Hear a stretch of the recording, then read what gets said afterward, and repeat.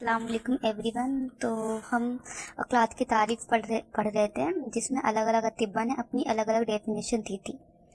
تو آج ہم کنٹینیو کرتے ہیں. تو اب دیکھتے ہیں اخلاق شیخ الرئیس ابن سینا کی نظر میں، یعنی ابن سینا کی نظر میں اخلاق کیا ہے. اپنے استاد مسیحی کے برخلاف ابن سینا نے اخلاق کے مسئلے میں جالنوس کی پیروی کی، یعنی کہ اپنے استاد کے خلاف جا کر اس نے جالنوس کے اس سے سہمتی کی ہے.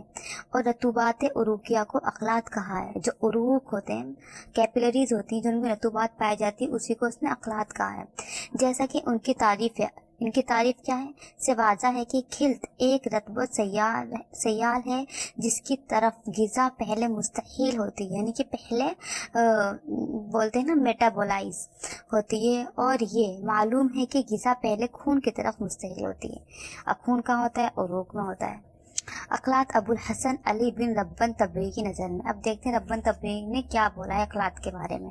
ان کے نزدیک اخلاق کا اطلاق تمام رطوبات بدن پر ہوتا ہے، یعنی جتنی بھی بدن کی رطوبات ہیں وہ ساری اخلاق ہیں ان کے حساب سے، ربن تبریزی کے حساب سے.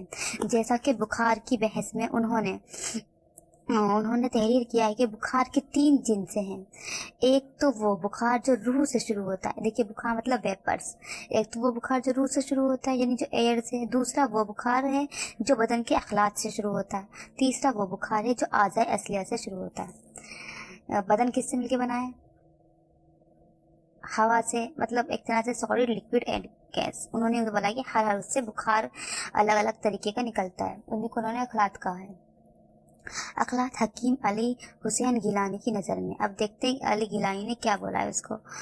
انہوں نے بھی جملہ رطوبات بدن کو ہی اخلاق کیا، یعنی جو بدن میں رطوبات ہوتی ہیں انہیں کو اخلاق کہا ہے. اخلاق جو امور طبیعیہ میں داخل ہیں وہ ساری اصطلاحی کھلتی رطوبات پر مشتمل ہیں، جو خواہ وہ فضول ہو یا غیر فضول، جو فائدہ مند ہو یا فائدہ مند نہ ہو.